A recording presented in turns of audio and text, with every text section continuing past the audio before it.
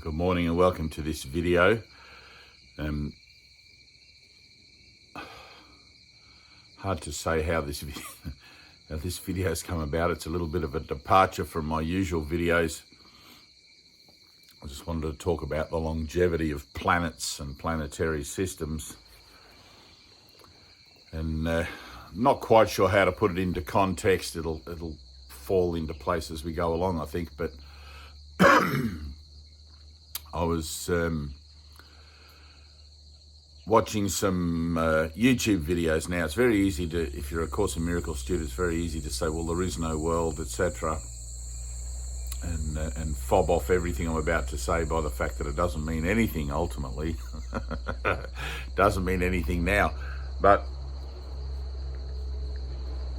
that would be transcendence and denial. I mean, it's a misuse of denial to deny the world you seem to find yourself living in, whether that world is illusory or non-illusory. And the purpose of the world is to provide a place, a platform for minds to come and experience just what it is, the nature of the power of choice, so that they can learn to make better choices. And if you are a student of A Course in Miracles, you're probably aware in the urtext where there is a beautiful line that says, the world was made for this. So, which kind of rules out the idea of the Big Bang and sort of puts into play more the idea of a digital reality, perhaps, or a constructed reality. I tend to look at it more as in line with the reality of The Matrix, the movie The Matrix, where he talks about it as a computer-generated dream world. And there are many scientists and forward-thinking people these days who, Elon Musk even, who tend to put some credence into that line of thought, especially with the regards to what AI is capable of now, even in its infancy, and where we seem to be headed as far as the idea of a physical species entering into a time of metamorphosis with AI through chips and all these things that get talked about. And I don't want to get too far into what's possible and what the potential is, but I do want to talk about why. There is a big push. We've seen it since, well, it's been happening since, well, long before COVID.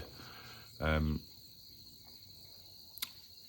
this is going to fall into this video. I can hear it now. I can hear myself saying it. But this video is going to fall into the category of conspiracy theory, but I'm going to try and marry it up with true spirituality. So just bear in mind that what you think of that I'm talking about that might come across as conspiracy theory, just include it all in with the world, include it all in with how crazy the whole world is. Like, the whole nature of time and space is about constant change and infinite, almost infinite potential. So, of course, why wouldn't you see all this stuff going on, or imagine all this stuff going on, or even experience this stuff going on? Anyone who's been through the COVID period, 2019 to 2022.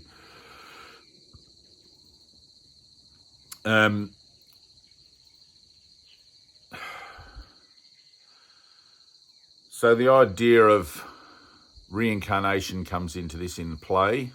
Obviously, reincarnation is not real, like the world is not real, because I'm not a body, you're not a body, we are the spirit. And regardless of what seems to show up on the physical framework out here, that one singular rule, that one singular standard holds for everything. So there is no world. Making your way to the place of conscious recognition of the truth of the matter, that there is no world, however, through your own experience of illumination of the mind, or enlightenment, or salvation, whatever you want to call that. That's the whole work that we're here to do. What that looks like in the particulars of the storytelling and the undergoing of the healing and the release and all of that sort of stuff it can look completely individual for for everybody, and some people tend to go like this in a straight line and be very devoted and very disciplined. Other people tend to get distracted by other spiritual teachings, and they'll waft around between teachers, and it takes them a lot longer to get to the place between 2 points, which is the now. Probably like this video. So I want to let me address the depopulation idea first, because I'm looking at the whole world as an idea of my mind, as an idea of not my Dave mind, as an idea of mind attempting to maintain, and this is the tenacious nature of ego, attempting to maintain some grasp on being able to direct affairs, even though that direction is completely fanciful. But I never underestimate the power of ego, never underestimate the power of mind in denial, because it's using the same power of mind as Christ mind uses for creation. So to miscreate. So if I look at the idea of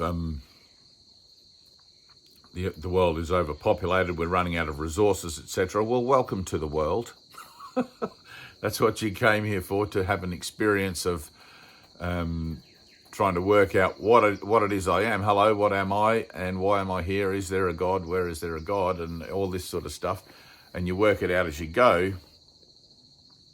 And of course, you have that ego voice, that voice in your head that tells you all the calamity and the problems and things that you need to be concerned about, and how to sort solutions for that.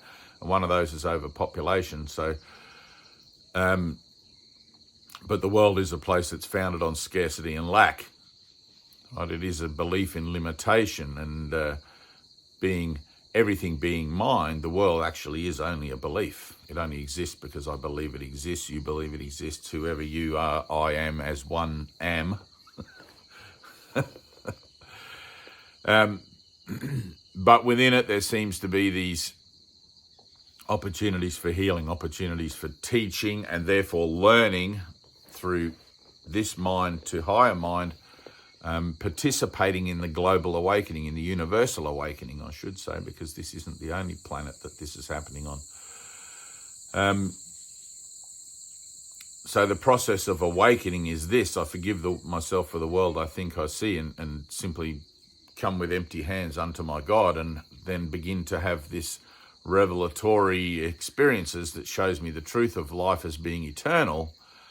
And in that, I kind of fall back into this reclining position of waiting, right? So Jesus says in the Course, those who are certain can afford to wait, and wait patiently.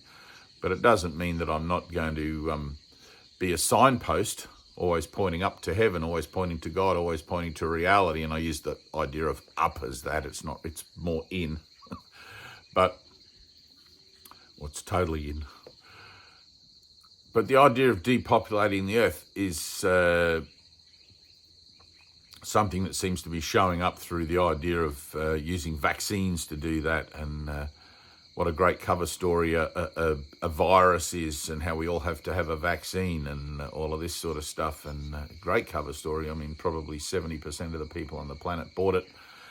But from what I understand, the target for depopulation in the conspiracy theories I've come into contact with, and people always tell me they're conspiracy theories. I think they're great. They're good grist for the mill, good opportunity for forgiveness, but that target is 95%.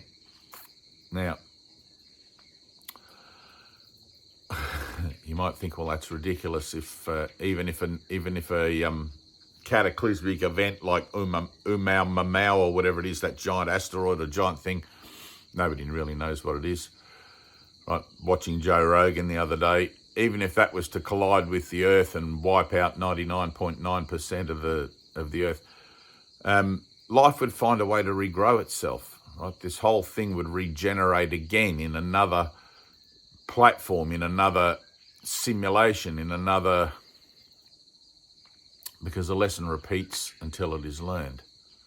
And the lesson that mind overall, through every individual participant and also through the recognition of the individual as part of the whole, through the whole participation of the sonship. The whole thing of that is the lesson that there is no world, and that the Father and the Son are one, which is remembering God. The idea of remembering God brings to mind peace.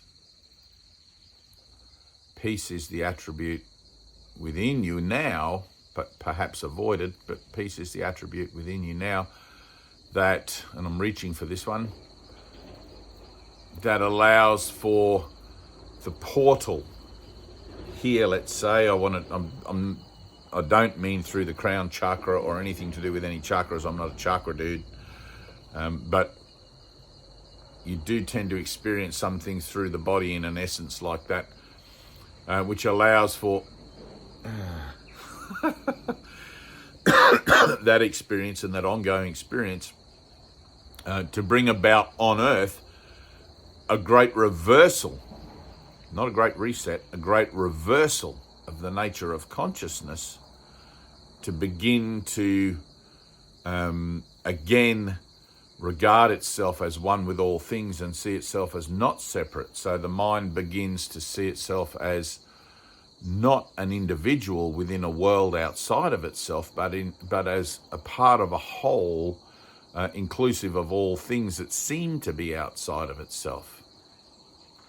And so the notion, or the and obviously as mind begins to wake up more, the world's going to become more crazy. There's going to be more crazy shit going on as the ego resources to more and more wild and fanciful ways to try and maintain any sort of grip that it has.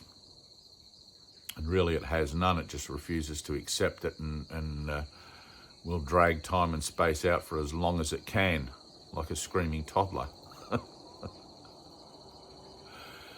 But those of us who are certain, who have had revelation and have reached enlightenment in this lifetime and realise that they are not this body, not this symbol for enlightenment or salvation or anything, but really are one with the Christ, I am that, I'm here to assure you that there's nothing to worry about. Keep the faith.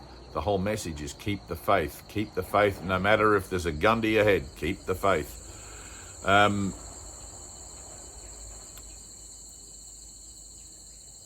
The idea, however, and let me see if I can put this in a good way, in a way that'll come across well. The idea, and I have a lot of associations that I know that when COVID was on, let's say, they went and walked in the streets with placards and signs and protested, and I went with them. I was invited to go, so I went, and it was good fodder. It was good grist for the mill. Of course, I didn't have an opinion one way or the other about freedoms or rights or any of that sort of stuff. I was simply there as a participant in the certainty of my mind that none of this is so, and allowing that emanation to affect everyone and everything as it needed to do. And it's very easy to want to take a side in the world, to want to choose these people are right and these people are wrong and they shouldn't be doing this and they should be doing more of that. But when you realise that the world is a place where all things come to experience death, then the only thing that makes any sense is to wake up from that dream, if it is in fact a dream, and I can guarantee you it is in fact a dream. So the idea of depopulating this world in order to give it longevity, or in order to carry out some master plan to turn everybody into cyborgs so we can travel into the stars and populate other worlds, it's kind of pointless, right? The whole thing's pointless. And I know you probably, if you're someone who's been thinking about there's too many people in the world, you probably don't understand that, why I would say it's pointless, because to you it seems to offer hope. There seems to be hope for the longevity of the human race and whatever, even though there won't be your longevity, and even though there won't be the longevity of your great-great-grandchildren. But the idea that consciousness can be transferred into some kind of a robot and continue to live without a flesh body, but perhaps with a metal or a cellulose body, and all of that sort of stuff, you have to ask yourself at some point, why? What's the point? Have you not looked out at the world with these eyes and seen how everything dies? Planets die, star systems die, supernovas, everything. And it's like, man, if you truly knew there was another kingdom, if there was another world, another realm, let me talk about it as another realm for a second, or another state of mind where there is no death, and that everything that you ever think or ever thought that you might want in this world is available to you there, not in the form of things, but in the satisfaction of those ideas of needs and wants, in the total fulfillment of your purpose and your inheritance, really, as a cosmic traveler and as a divine creation of God.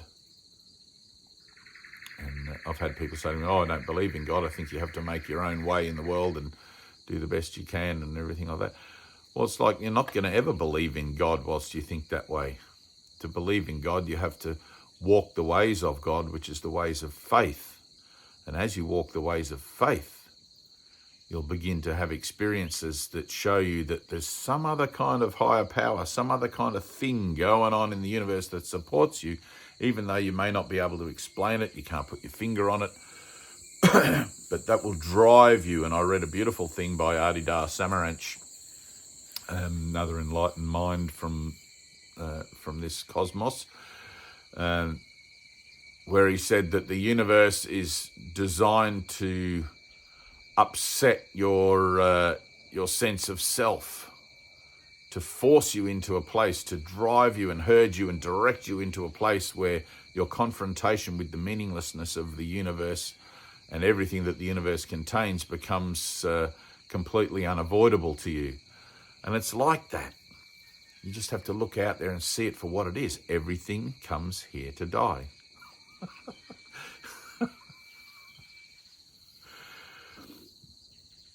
So depopulating the world isn't the answer.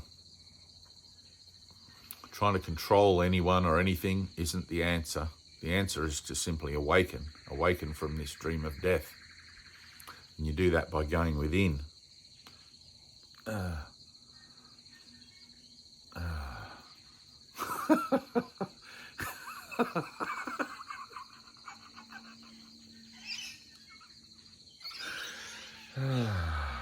There, like that. And I might tell you, it's taken some years of mastering meditation and training myself to release the defenses of communicative reality that is trying to get my attention all these eons. All right, I love you. And remember, it's not about trying to fix the world, change the world, or anything else. It's just about awakening from the dream of death. Accept it. There's no choice really anyway. Peace.